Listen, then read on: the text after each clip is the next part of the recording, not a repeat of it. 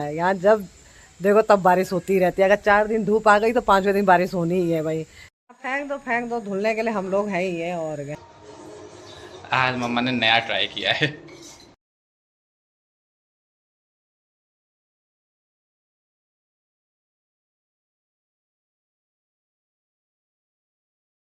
Hello दोस्तों, आप सभी को मेरा प्यार भरा प्रणाम। मैं सुनीता रावत, सोना रावत, देहरादून देवभूमि उत्तराखंड से। दोस्तों आशा करती हूँ आप सभी कुशल मंगल से होंगे और मैं भी अपने परिवार के साथ कुशल मंगल से हूँ।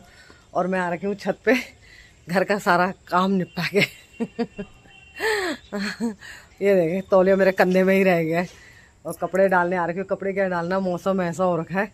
अभी झुर झुर झुर बारिश पड़ रही थी, धीरे धीरे वो पड़ भी रही है बूंदाबांदी। बहुत तेज़ बारिश आने वाली है।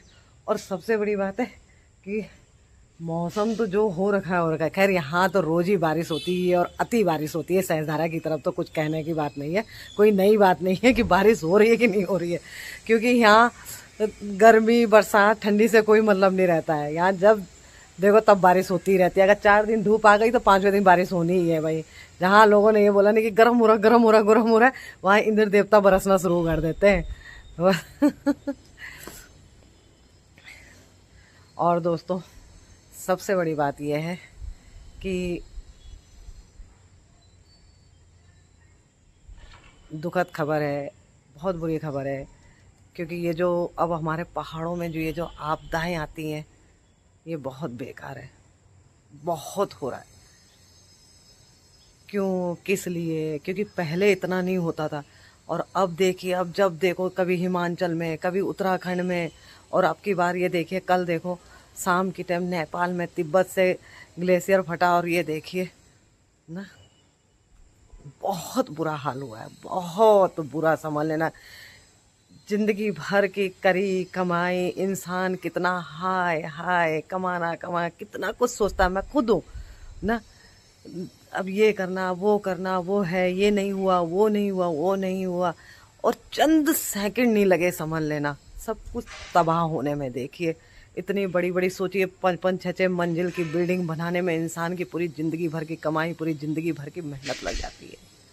माँ बाप अपने बच्चों को पढ़ाना, पढ़ा के फिर उनकी शादी करना, उनके लिए क्या क्या नहीं सपने देखता। एक झटके में सब कुछ बहा के ले गया समझ लेना, हर चीज बहा के ले गया है। कितनी तबाही मची है, कितना वो मचा है। देखो पहले केदारनाथ, फिर पिछले फिर हिमाचल, फिर देखिए अपने उत्तराखंड में भी ना पिछले साल। और ये इस टाइम, ये अगस्त सितंबर में पता नहीं क्यों ये इस तरह की आपदाएं आती हैं, क्यों इस तरह का वो होता है समझ लें। कहीं ग्लेशियर, कहीं बादल फटना, कहीं कुछ तो कहीं कुछ। अभी देखिए बाढ़ का पानी छोड़ा गया, बारिश हो रही थी, इतनी अति बारिश हो रही थी तो आसाम में इतनी बाढ़, इतनी वहाँ लोग इतना परेशान हुए। नेपाल, बाप रे, बिल्कुल हमारे केदारनाथ की तरह एकदम समझ लेना। जब केदारनाथ की आपदा आई थी उस साल भी ऐसे ही हुआ था। लोग कहाँ से बेचारे, शरीर कहाँ कहाँ बह बह के गया हुआ था लोगों का शरीर समझ लेना। हम उस टाइम इलाहाबाद थे, इलाहाबाद तक लोगों का शरीर बह बह के आ रखा था समझ लेना, एकदम किनारे पे लगा हुआ था। और ऐसे ही यहाँ समझ लो, वही तो कह रहे हैं कि, और हमारे भारतीय जो बेचारे कैलाश यात्रा में, उसमें उसमें देखो सब जा रखे थे जितने हैं, भारतीय भी कई थे। हम पड़ोसी देश हैं, चाहे नेपाल हो या हिमाचल हो, चाहे उत्तराखंड हो, जो कोई भी हो, पहले तो कहीं भी अगर इस तरह की घटनाएं होती है तो बहुत दुखद और बहुत ही बेकार है, बहुत बेकार। जिंदगी का कोई भरोसा नहीं है समझ लेना, कोई भरोसा नहीं है कि कब मौत आ जाए, कब क्या हो जाए, कब क्या हो जाए किसी के साथ में, कोई वो नहीं है, कोई वो नहीं।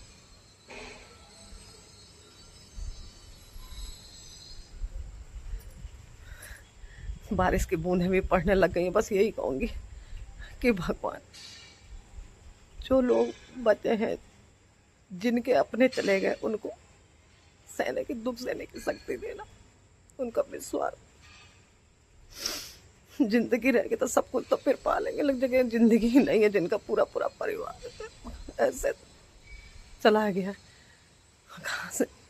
इसीलिए कहते हैं कि कोशिश करो कि जो जिंदगी उसको अच्छे से बिताओ, अच्छे कर्म करो, जितना हो अपने दिलों में आस्था भक्ति श्रद्धा रखे रहो। बाकी तो जो भगवान को मंजूर होगा, क्योंकि वो भी देख रहा है, कलयुग है, ऐसे ही जाना है हम लोगों ने, किसी ने किसी तरह, किसी ने किसी तरह, पर मुझे तो लग रहा है कि ज़्यादातर हमने इसी तरह जाना है, ये आपदाओं की वजह से। और एक जो लोग कहते हैं ना, पहले के लोगों ने जो पहाड़ों पे घर बना रखे थे ऊपर, वो बल्कि ज़्यादा अच्छे थे। और हम लोग जो सुख सुविधाओं के लिए नीचे नदी के किनारे व्यू के लिए और होटल रेस्टोरेंट, उनके लिए जो हम अपना पुरानी पुश्तैनी घर छोड़ छोड़ के हम नीचे आ जाते हैं सुविधाओं के लिए, संभाल लेना, ये भी बहुत बेकार चीज़ है समय। और जो नदी नालों में ऐसे घर बना देते हैं, मकान बना देते हैं नदियों को घेर घेर के, ये भी बहुत बेकार चीज़ है। क्योंकि कब पता नहीं क्या हो जाए और कब क्या हो, समझ लेना, कब क्या हो जाए कोई भरोसा नहीं। बस यही है, जो जिंदगी है, जो दिन कट गया वही सबसे अच्छा है, समझ लेना। आने वाला कल कैसा होगा, क्या होगा, चंद मिनट में, चंद झटके में क्या है, क्या लिखा है, कोई भरोसा नहीं है, कोई भी भरोसा नहीं है जिंदगी का। बस जो पल बीत गया है वो समझ लेना सबसे अच्छा है, सबसे बढ़िया है। वही कहूँगी, हे भगवान सबकी रक्षा करना, बस सबका ख्याल रखना, और जो बेचारे ये उनकी भी आत्मा को शांति देना, और जो जो उनके अपने हैं उनको इस दुख को सहने की घड़ी में उनका साहस और हिम्मत बढ़ाना, उन पर अपना आशीर्वाद बनाए रखना प्रभु। और क्या बोलूँ, बस यही है जिंदगी, ऐसे ही जाना है, कोई वो नहीं है। बस कब किसकी बारी, कब किसकी बारी, कब मेरी बारी, कुछ पता नहीं है। सब बेकार है, ये मोह माया सब बेकार है, समझ लेना, सब बेकार है। पर यह है कि जब भगवान ने जिंदगी दे रखी है तो जीना तो है ही है, सोचना भी पड़ता ही है। जब शादी ब्याह घर गृहस्थी है तो परिवार बच्चों के लिए सोचना भी पड़ता है, आगे क्या होगा वो ईश्वर जाने, वो भगवान जाने, महादेव जी जाने। ये है। और बारिश की बूंदें पड़ने लग गई हैं और मैं कपड़े डालती हूँ, नहीं तो ऐसे ही कपड़े डाल के, और देखो अभी एकदम ऐसा हो गया तो बिल्कुल कोहरा, जैसे ऊपर से आसमान से बादल सब नीचे आ चुके होंगे, समझ लेना, पूरा धुंध जैसा छा गया था इधर, समझ लो। अब थोड़ा सा साफ हो गया, अभी तक तो ऐसा लग रहा था कि एकदम।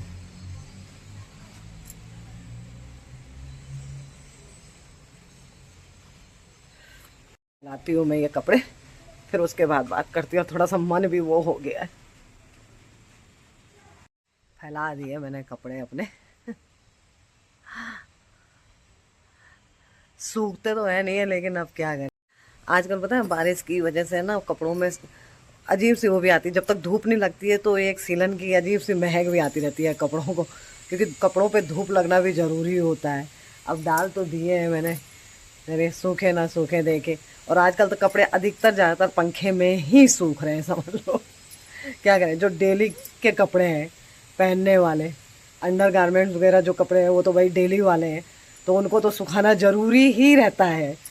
नहीं तो इंसान रोज रोज कहाँ से कितनी जोड़ी कपड़े लाएगा, 30 दिन के लिए 30 जोड़ी अंडर गारमेंट चाहिए। तो वो तो सुखाने ही पड़ते हैं भाई, इसलिए दिन भर यहाँ पड़े रहते हैं। और शाम को जब हम सोने का टाइम होता है, जब पंखा खुलता है तो तब सब अंदर, कोई दरवाजे पे, कोई खिड़की के दरवाजे पे, कोई कहीं, सारा कमरा कपड़ों ही कपड़ों से भर जाता है फिर। क्योंकि भाई अब एक इंसान तो है नहीं कि एक इंसान के कपड़े रहेंगे, अब बच्चे हैं, अपना है, सभी के कपड़े रहते हैं, जो डेली वाले हैं। उन्हें तो सुखाना ज़रूरी होता है, जैसे टावल है ना, और अंडरगारमेंट वगैरह सब सूट वगैरह जो बदलने रहते हैं रोज़ भाई, तो तब वो तो सुखाने ही पड़ते हैं। क्या करें, तो डाल देते हैं, सब ऐसे बने रहते हैं, घर की कपड़ों से भरा रहता है। होने लगी है बारिश। हो गया बारिश, शुरू हो गया।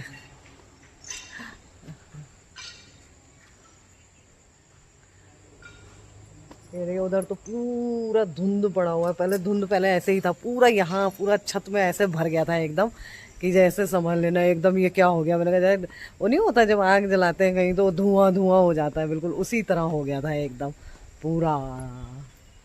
बारिश की हल्की हल्की बौछारें पड़ रही हैं।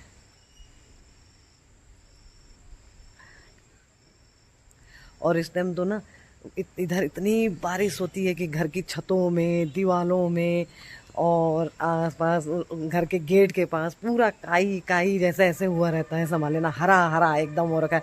जो बोलते हैं ना सावन में एकदम हरा हरा, सावन में सिर्फ पेड़ पौधे ही हरे हरे नहीं रहते हैं बारिश से भाई पूरा घर ही हरे हरे हो रखे हैं। ये देखिए अब मेरा घर तो वैसे भी पुताई मांग रहा है, जो मुझसे अभी हो ही नहीं पा रहा है। अब जानते हो भाई, कोई हम बिल्कुल वो तो है नहीं, मिडिल क्लास फैमिली को सब कुछ सोचना पड़ता है। बच्चे भी पढ़ रहे हैं और घर की पुताई करने के लिए भी कोई वो तो नहीं है। फिर बच्चे भी डिस्टर्ब हो जाते हैं पढ़ने के लिए, क्योंकि भाई सामान इधर से उधर, उधर से इधर करने में बहुत वो होता है। इसलिए जहाँ देखो हरा हरा हरा हरा हरा हरा हरा हरा हरा हो रखा है, समझ लो। ये देखो कौवा जी बैठे हैं, ये काय काय पूरा मसूरी दिख भी नहीं रहा है एकदम। ये देखिए उधर धुंधला धुंधला हो रखा है, ये देखो।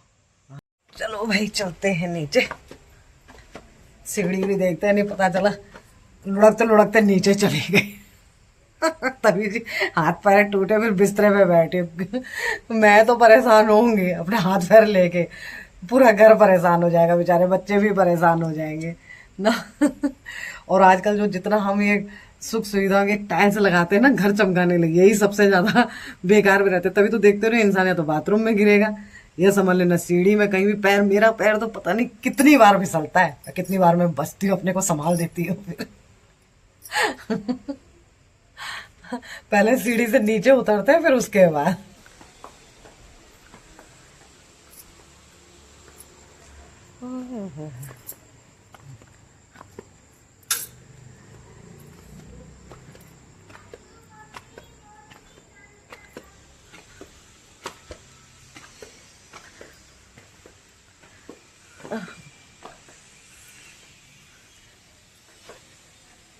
अब ऊपर ऊपर रह गई केसु धुंध।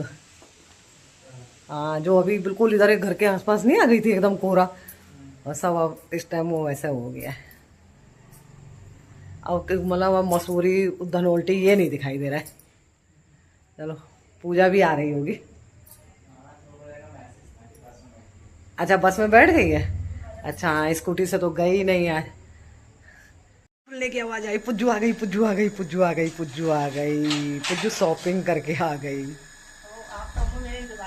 बस बेटा हमने कहा देखे है।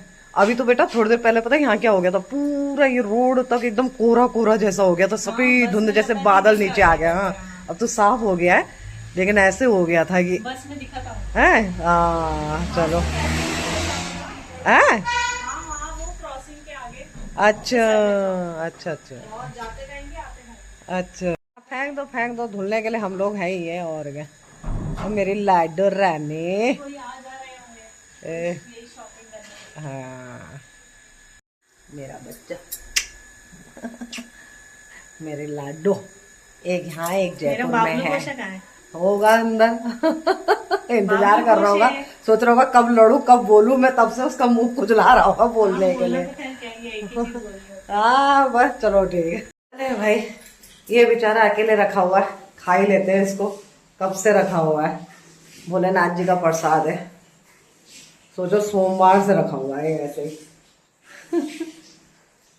मंदिर वाली दीदी ने दिया था, ऐसे ही पड़ा रहता है, बच्चों को टाइम ही नहीं लगता है। 2-3 और भी थे, वो सेब भी मैंने ही खाए, ऐसे ही मैं ही खा लेते।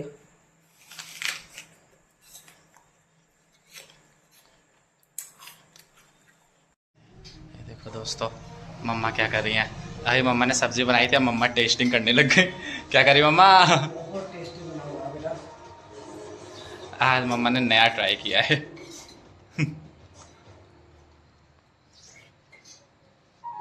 बड़ी चटपटी बनी हुई है, सही बता रही, मैंने कहा रहा ही नहीं जा रहा था मेरे से, मैंने कहा थोड़ा सा लेके आ गई प्लेट में, खा के देखती हूँ मैंने कहा।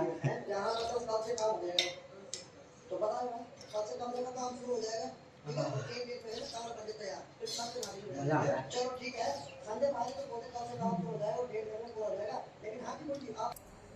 चलो भाई हमारा खाना पीना सब हो गया, और अब मैं इस ब्लॉग को यहीं पे एंड करती हूँ।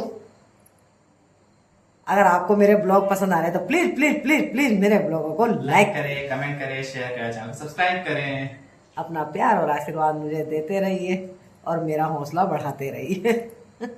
और आप जहाँ कहीं भी अपना अपनों का ख्याल रखिए, स्वस्थ रहिए, मस्त रहिए। अगर आपके बड़े बुजुर्ग आपसे दूर रहते हैं तो प्लीज प्लीज प्लीज जब भी आपको मौका मिले उनसे मिलने जाते रहिए, नहीं तो रोज पर उनका हालचाल पूछते रहिए, क्योंकि वो आपके आने की भी राह देखते हैं और आपके फोन का रोज इंतजार भी करते हैं। जय हो देवभूमि उत्तराखंड, जय भारत, जय हिंद। मिलते हैं अगले ब्लॉग में इसी स्माइल के साथ। तब तक के लिए बाय बाय बाय।